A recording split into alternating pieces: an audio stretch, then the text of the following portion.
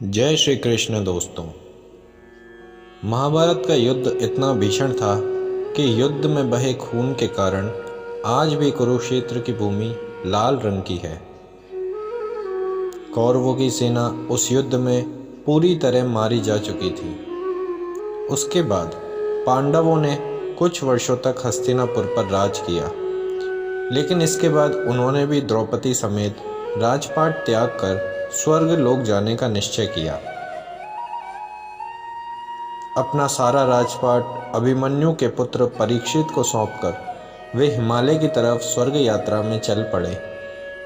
वहां यात्रा में द्रौपदी समेत एक एक कर चारों भाई नीचे गिरते गए और आखिर में सिर्फ युधिष्ठिर और उनके साथ चल रहा एक कुत्ता ही जीवित बचा।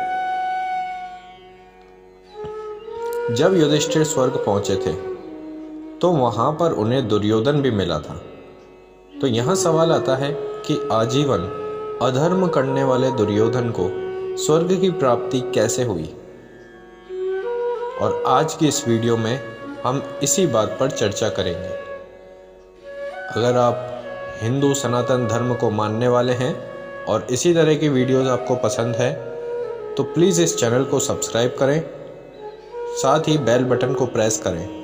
वीडियो अच्छी लगे तो लाइक करें और शेयर करें। जब सभी भाई और द्रौपदी के नीचे गिर जाने के बाद युधिष्ठिर और उनके साथ चल रहा एक कुत्ता ही जीवित बचा था, तो युधिष्ठिर को स्वर्ग ले जाने के लिए स्वयं देवराज इंद्र अपना रथ लेकर आए थे।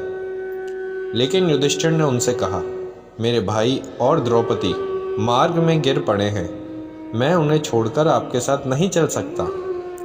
तब इंद्र ने कहा, वे सभी पहले ही स्वर्ग पहुंच चुके हैं, फर्क सिर्फ इतना है कि अपना शरीर त्याग कर स्वर्ग पहुंचे हैं वो, और आप सशरीर स्वर्ग जाएंगे।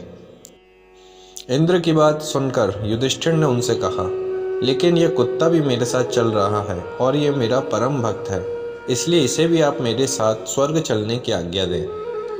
काफ़ी देर समझाने के बाद युधिष्ठिर नहीं माने और वे कुत्ते के बिना स्वर्ग जाने से इनकार करते रहे। तब कुत्ते के रूप में उनके साथ चल रहे यमराज अपने वास्तविक रूप में आ गए और उन्होंने युधिष्ठिर से कहा कि तुम सच में धर्मराज हो। मैं तुम्हारी परीक्षा ले रहा था और तुम उस पर सफल हो गए। इसके बाद एक देवदूत युधिष्ठिर को लेकर एक ऐसे मार्ग पर गए जहां चारों ओर घोर अंधकार था। उस मार्ग के चारों ओर से बदबू आ रही थी और इधर उधर मुर्दे दिखाई दे रहे थे। ये सब देखकर युधिष्ठिर ने वहीं से वापस जाने का फैसला लिया। जब युधिष्ठिर वापस जाने लगे तो उन्हें कुछ दुखी लोगों की आवाज़ सुनाई दी जो उन्हें वहीं रुकने को कह रहे थे। उन्होंने अपना परिचय भीम, अर्जुन, नकुल, सहदेव और द्रौपदी के रूप में बताया। द्रौपदी और अपने भाइयों को देखकर युधिष्ठिर ने देवदूतों को वहां से जाने को बोला और कहा कि वे यहीं अपने भाइयों के साथ रहेंगे। देवदूत ने यह बात जाकर देवराज इंद्र को बताई और सभी देवतागण वहां आ गए। देवताओं के वहां पहुंचते ही चारों ओर प्रकाश छा गया, सुगंधित हवाएं चलने लगी। इसके बाद देवराज इंद्र ने युधिष्ठिर से कहा कि तुमने अपने संपूर्ण जीवन में सत्य और धर्म का साथ दिया, लेकिन कुरुक्षेत्र के युद्ध में तुमने छल से द्रोणाचार्य का वध कराया था, जिस कारण तुम्हें कुछ देर के लिए नरक के दर्शन करने पड़े। अब तुम मेरे साथ स्वर्ग चलो, वहां तुम्हारे सभी भाई पहुंच चुके हैं। जब युधिष्ठिर स्वर्ग पहुंचे तो उन्होंने देखा कि दुर्योधन भी वहां था। दुर्योधन को देखकर भीम ने युधिष्ठिर से पूछा कि भैया, ये दुर्योधन तो आजीवन अनीति का ही साथ देता रहा, तो आखिर क्या कारण है कि उसे भी स्वर्ग की प्राप्ति हुई। युधिष्ठिर ने कहा, भले ही बहुत सारे पाप दुर्योधन ने किए हों, लेकिन एक पुण्य भी उसने किया था, और वह यह था कि दुर्योधन क्षत्रिय धर्म से वीर गति को प्राप्त हुआ था। उसने आजीवन जो युद्ध किया या संघर्ष किया, उसका एक लक्ष्य निर्धारित था और उसी लक्ष्य के लिए वो हमेशा प्रयासरत रहा। अपनी सेना नष्ट होने के बाद भी वो वीरता से लड़ता रहा। इसी कारण से इस पुण्य के फलस्वरूप उसे कुछ समय तक स्वर्ग की प्राप्ति हुई है।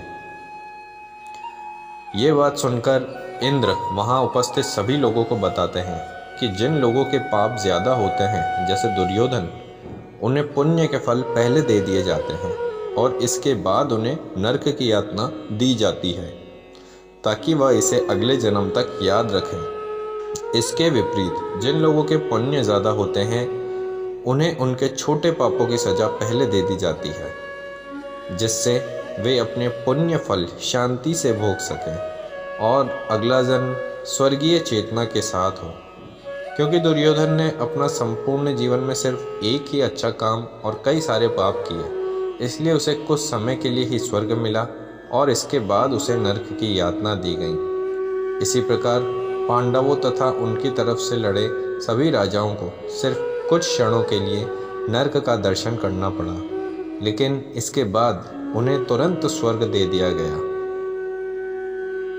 यानी धर्म और अधर्म सभी का हिसाब किया जाता है। आपके कर्मों के तराजू में धर्म ज़्यादा है या अधर्म ज़्यादा है, ये हमें ही सोचने की बात है। बोलो श्री हरि विष्णु विष्णु।